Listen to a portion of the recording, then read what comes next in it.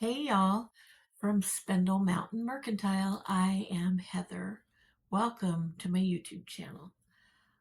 I'm not sure why I'm making this video. I have probably started making it like 8 times. Or more. It's like 9 times. Because I said that last time I started making it, and I said 8 that time.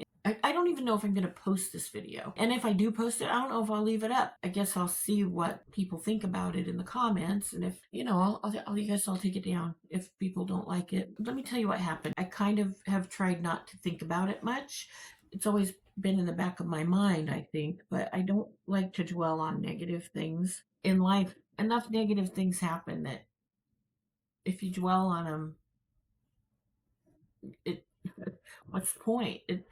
There's just so many good things to bring me joy, and I don't want anyway. So I was in the shop, and one of my friends that works behind the counter said, "Hey, before you leave, I have something for you. I keep forgetting to give this to you." She handed me this. It's one of my Iron Orchid Designs transfer books. This one's called Painterly. It's one of our most popular ones. It's really awesome. If you haven't seen it, here, let me show you real quick. Or if you have seen it, I'll show you again. It has sunflowers and it has lavender and it has peonies, which I know some people call them peonies, but my mama calls them peonies. So I call them peonies. And it has stems and leaves. It's really awesome. You can put them all together, or you can put them separate. You can do so many things with it, and it's it's really popular. Well, I thought, oh, did I forget to put a price tag on something again? Because sometimes I forget to do that. I try really hard to not miss anything. Well, that wasn't it. She handed it to me and it was upside down, and there's no bottom on it. It was cut or something. So I thought that was weird. And immediately I thought it feels a little different than normal because normally they have 8 pages, and there's only 5 in this one. So the cover was disconnected, and somebody took all the sunflowers.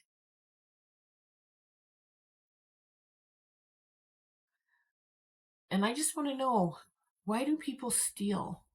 And I'm not talking about people who are hungry or need to feed their families.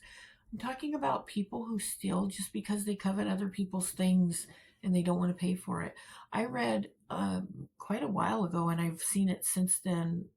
People do studies about shoplifting. They think most people who shoplift do it for the adrenaline rush, or because they just don't think they think they're above having to pay for something, or they don't think they're stealing from somebody who it will hurt. Like when they steal from a big store, they think, oh, the insurance will pay for that.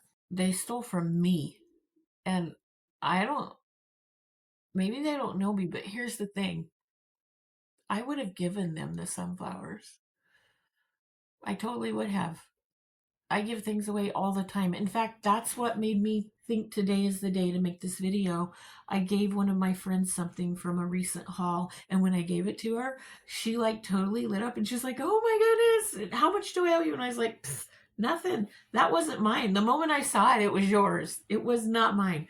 And I don't know. I sometimes wonder if people think I'm selfish because I like to be happy, and when I make other people happy, it makes me happy. So you see what I'm saying? But I really do like when other people have joy and I had something to do with it. I can't help. Ouch! Moved my shoulder a little too much. I can't help it. It feels good. This person's probably never driven by my house because then they would know. I'm not rich. I work really hard too. Man, we really had a struggle when we moved here. My husband retired, and we had some different plans, and we found out that he had a problem with his heart, and we got that all settled, and we just kind of ended up here in South Carolina. We bought this little house. We thought we had enough money to just like do a little simple remodel, like refresh. We found out there was damage that both inspections missed, and it was really bad damage.